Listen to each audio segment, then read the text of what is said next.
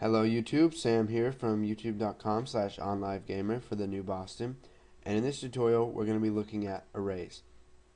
Now let's say you have a bunch of values that you want to be stored as the same name, such as classes or clients or something like that, but you can't create the same variable over and over again.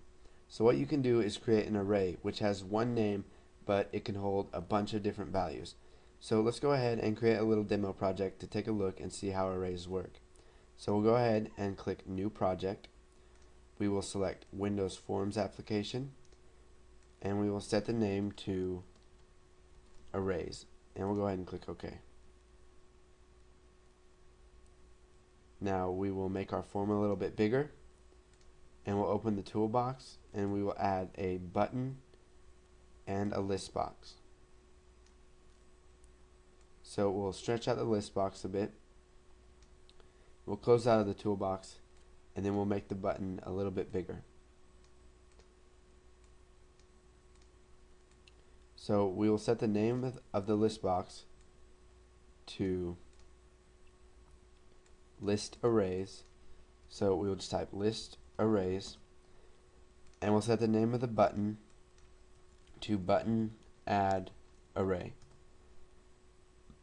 Now we'll set the text value to add array elements. So we'll just go ahead and double click on add array elements to open up the click handler for that. So now what we need to do is come down here and create a sub that will clear the list. So private sub clear list. Now inside of this we'll type list arrays.items.clear. So this will clear all the items in the array, and we're going to be using clear list a lot, and it's easier to type clear list than it is to type all this out right here. So whenever the user clicks button add array, we want to go ahead and clear the list just in case there's anything else in there. And now what we need to do is declare our array. So to do this, we'll type dim, and then we're going to specify a name for our array. So string classes, and then we're going to have two parentheses, and inside these parentheses we're going to tell the compiler how long we want our array to be. So if we type 5, it's going to be 6 elements long, because when you're counting it starts at 0, so it'll go 0, 1, 2, 3, 4, 5, which is 6 items. Now we have to specify what data type it's going to be, so we'll just type as string. So each one of the items in there is going to be a string.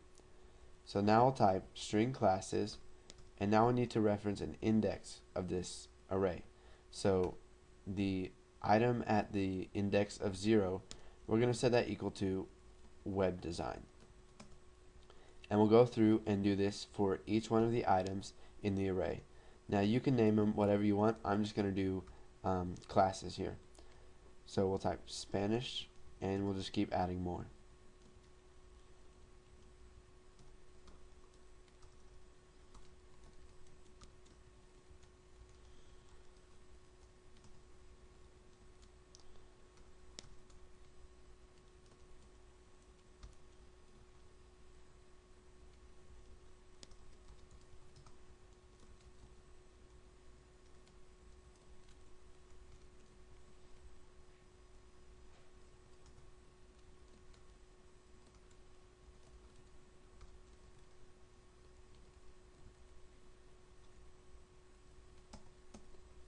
Okay, so now that we've set a value for each one of the items in our array, starting at 0 going through 5, we're going to go ahead and use a for loop to add all those items to our list.